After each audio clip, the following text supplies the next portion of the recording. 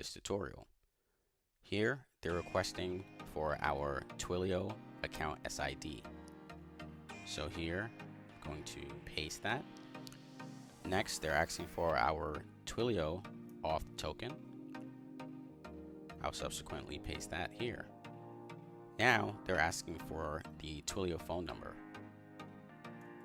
Well, this is the phone number that the agent is going to utilize, so I'll put that phone number there.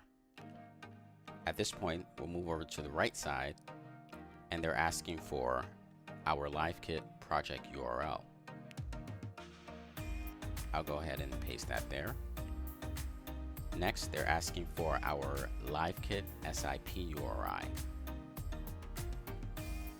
I'll go ahead and paste that here. Subsequently, they're asking for our API key.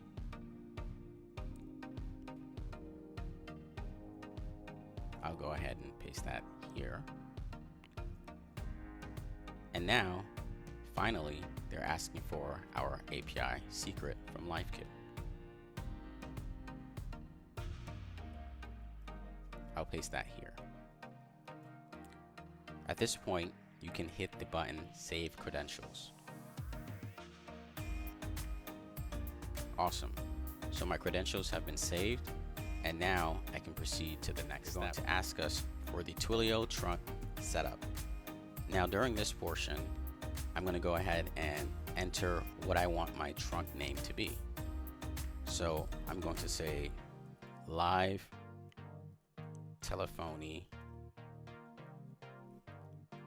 Agent Trunk. Then I'll click the button Execute Step. Awesome. So here I'm giving my trunk SID. You can copy that somewhere if you'd like. Next, I'm given an inbound trunk name, and that's the trunk name that I assigned. We're going to go ahead and click Next. You can save this somewhere if you'd like.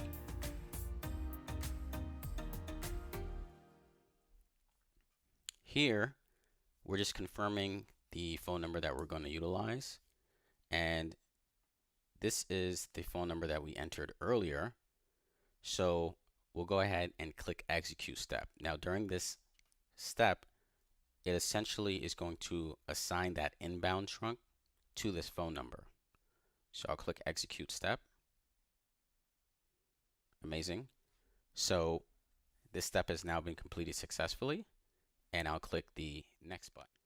Here, you should see the LiveKit SIP URI that you've entered earlier. If that's incorrect, then change it to the correct one.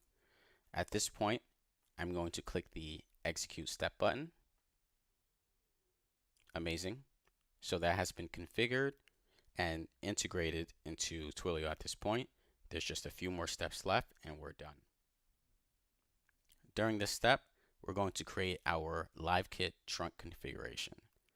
So here, I'll say Live Telephony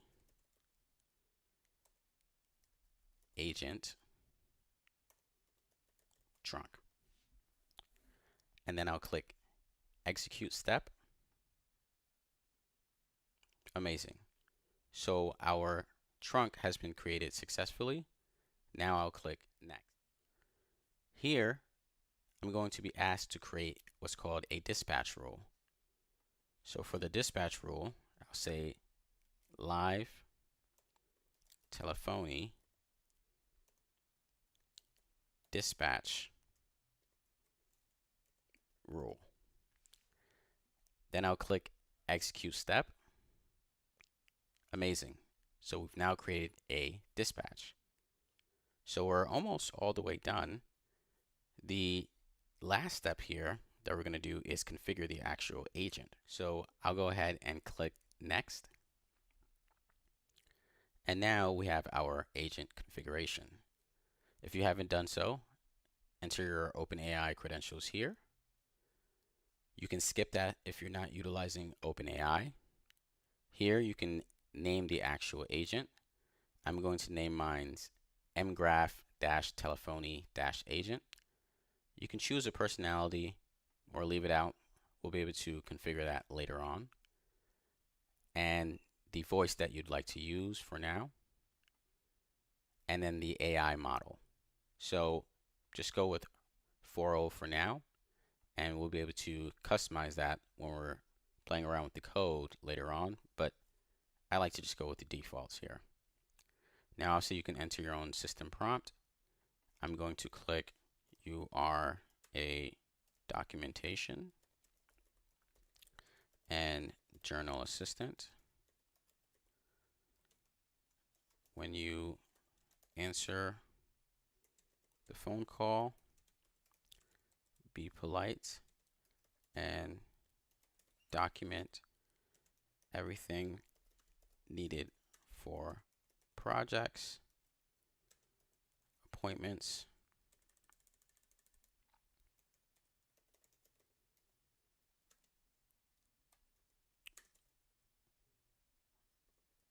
or meeting summaries." Okay, so I'm just going to give it a name here. Your name is Dr. Fullstack. Okay, so here I'll go ahead and click the execute step button. Wonderful. And let's go next. And the setup is actually complete. So our configuration has been set up.